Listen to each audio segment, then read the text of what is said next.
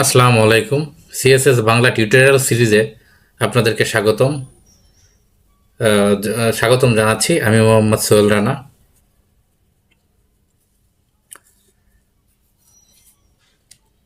আমরা সিএসএস বাংলা টিউটোরিয়ালে আজ শিখব সিএসএস সিনট্যাক্স এবং সিলেক্টর। সিএসএস সিনট্যাক্স এবং সিলেক্টর। সিএসএস এর সিনট্যাক্সটা কি? আমাদের একটা সিলেক্টর থাকবে, ডিক্লিয়ারেশনটা থাকবে এরকম, একটা প্রপার্টি থাকবে এবং একটা ভ্যালু থাকবে। এই প্রপার্টি এবং ভ্যালু নিয়েই একটা ডিক্লিয়ারেশন। এখানেও যেমন একটা প্রপার্টি থাকবে, প্রপার্টি হিসাবে এখানে ফন্ট সাইজ এবং ভ্যালু হিসাবে 12 পিক্সেল। তাহলে সিনট্যাক্সটা আমাদের কি, একটা যেটাকে আমরা সিএসএস বা যেটাকে আমরা ব্লু কালার করতে চাই, কালার ব্লু করতে চাই বা ফন্ট সাইজটা 12 করতে চাই, একটা সিলেক্টর থাকবে, সেটা একটা সিলেক্ট করতে হবে। সেখানে সিলেক্টর হিসাবে এইসন ট্যাগ থাকতে পারে, সেখানে ডিপ থাকতে পারে, সেখানে প্যারাগ্রাফ থাকতে পারে,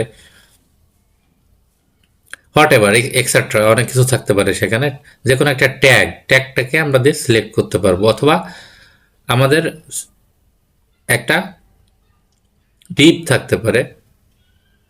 আমরা যে কোনো একটা ক্লাস নেম দিয়েও আমরা সেটাকে সিলেক্ট করতে পারবো। ক্লাস নেমটা আমরা এখনো শিখিনি। ক্লাস নেমটা আমরা সিএসএস পরে শিখবো। একটা সিলেক্টর থাকবে এবং ডিক্লিয়ারেশন থাকবে, যে সেটাকে আমরা কি করতে চাচ্ছি, সেই ডিক্লিয়ারেশনটা থাকবে। তো আমরা কথা না বাড়িয়ে আমরা শুরু করি। তার আগে আমাদের যেটা করতে হবে সেটা হলো যে আমাদের একটা ফোল্ডার নিতে হবে, যেটা আসলে আমাদের কাজকে গোছায় রাখার জন্য। এখানে সিএসএস দিলাম এবং এইখানে আমাদের যেটা করতে হবে, এটার ভিতরে আমাদেরকে একটা ফাইল নিতে হবে, নিউ ফাইল।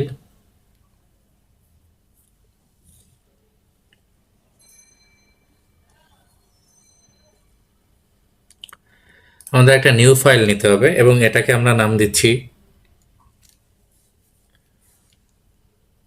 index.html।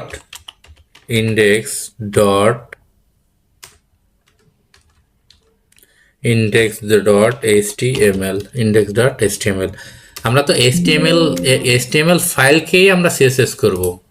তো সেজন্য আমরা এখানে একটা ফাইল নিয়ে নিলাম, index.css, এবং আমাদের প্রয়োজন মতন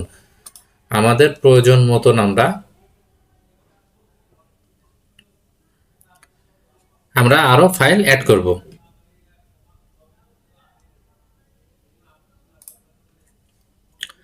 আমাদের প্রয়োজন মতন আমরা আরো ফাইল অ্যাড করব। আমরা এই ফাইলটাকে এবার সিএসএস কোডে ওপেন করি। ভিজুয়াল স্টুডিও কোডে আমরা ওপেন করব। আসলে আমরা ভিজুয়াল স্টুডিও কোডে ওপেন করি। হ্যাঁ, আমাদের ফাইলটা এখানে ওপেন হয়ে গেছে ভিজুয়াল স্টুডিও কোডে। এটা আমাদের ফোল্ডার ছিল, যেটা এখনো ব্ল্যাঙ্ক। আমরা এটা যেটা করি, এখানে আমরা একটা স্ট্রাকচার তৈরি করি এবং এখানে আমরা দিয়ে দিই সিএসএস টিউটোরিয়াল।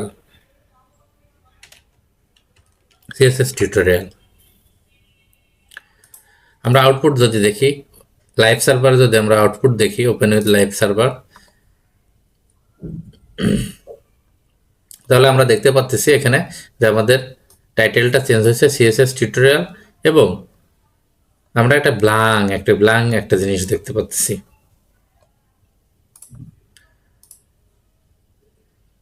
আমরা ব্ল্যাঙ্ক একটা জিনিস দেখতে পাচ্ছি, কারণ আমাদের এখানে তো ব্ল্যাঙ্ক, তাহলে ব্ল্যাঙ্ক জিনিসই তো দেখা যাবে। আমরা এখানে এক্সাম্পল হিসেবে আমরা এইসন ট্যাগ নিই, এইসন ট্যাগ, এবং এখানে লিখে দিই ওয়েলকাম। সেভ করি এবং আউটপুটটা আমরা দেখে আসি।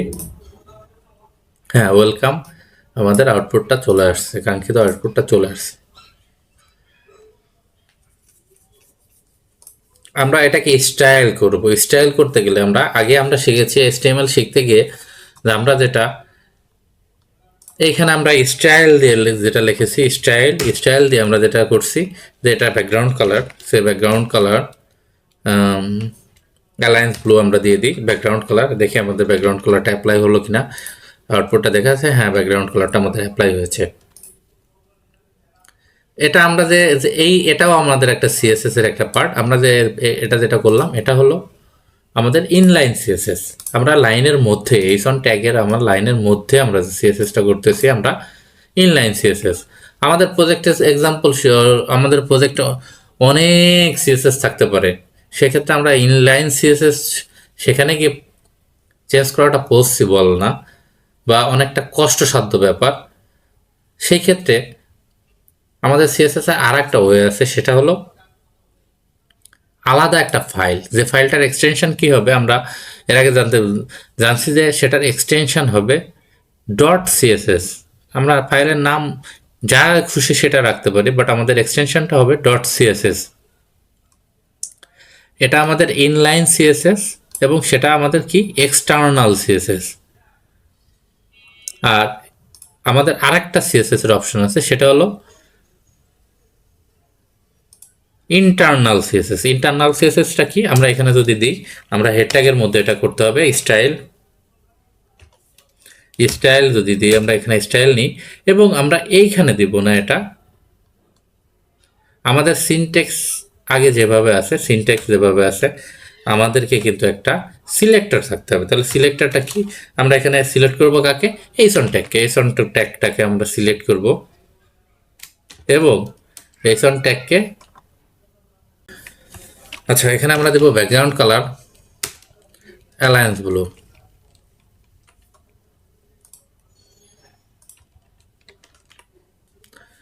আমরা এখানে দিলাম background colour alliance blue. Font সাইজটা যদি আমরা দিতে চাই, font size 20 pixel,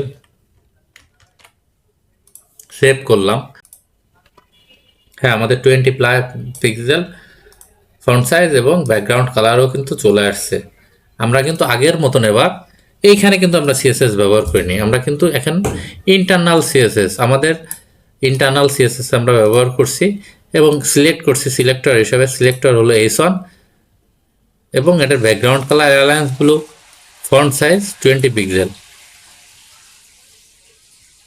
what ever, আমরা একটু দেখি এটা পি ট্যাগ আমরা ব্যবহার করলাম, পি ট্যাগে আমরা ব্যবহার করলাম এখানে how are you, P tag ব্যবহার করলাম। দেন এবার আমরা আবার যদি একটা এসন ট্যাগ ব্যবহার করি, এসন ট্যাগ যদি আমরা আবার একটা এসন ট্যাগ ব্যবহার করি এবং এটা দিলাম Rana example, what ever example একটা রানা ব্যবহার করলাম। এবার যদি আমরা আউটপুট দেখি, আমরা দেখতে পাচ্ছি যে এখানেও আমরা কিন্তু ফন্ট সাইজ বা ব্যাকগ্রাউন্ড কালার কিন্তু আমরা দিইনি, আমরা কিন্তু এখানেও কিন্তু ফন্ট সাইজ বা ব্যাকগ্রাউন্ড কালার দিইনি। তাহলে আমাদের সিএসএস এর সুবিধা কি, আমরা এইসন ট্যাগটাকে আমরা একটা ট্যাগকে আমরা বলে দিচ্ছি যে সে কেমন হবে, ব্যাকগ্রাউন্ড কালারটা কি হবে এবং ফন্ট সাইজটা কেমন হবে, ফন্ট সাইজটা কি হবে।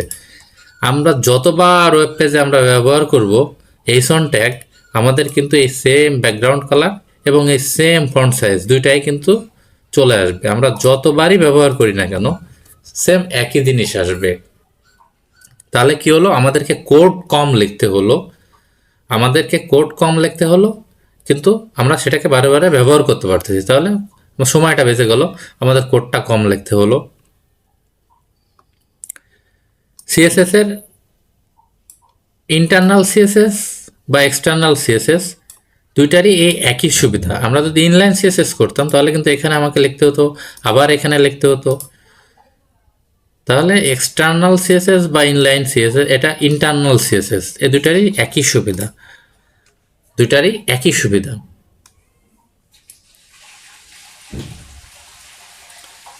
তাহলে আমরা নিশ্চয়ই সিনটেক্স এবং সিলেক্টর সম্পর্কে নিশ্চয়ই আমরা বুঝতে পারলাম। কারো যদি বুঝতে সমস্যা হয় প্লিজ যোগাযোগ করবেন, আমি বোঝানোর চেষ্টা করব। আর ভিডিওটি যদি আপনাদের ভালো লেগে থাকে লাইক কমেন্টস শেয়ার করবেন। আর একটা কথা, সাবস্ক্রাইব করতে কিন্তু ভুলবেন না। ধন্যবাদ সকলকে।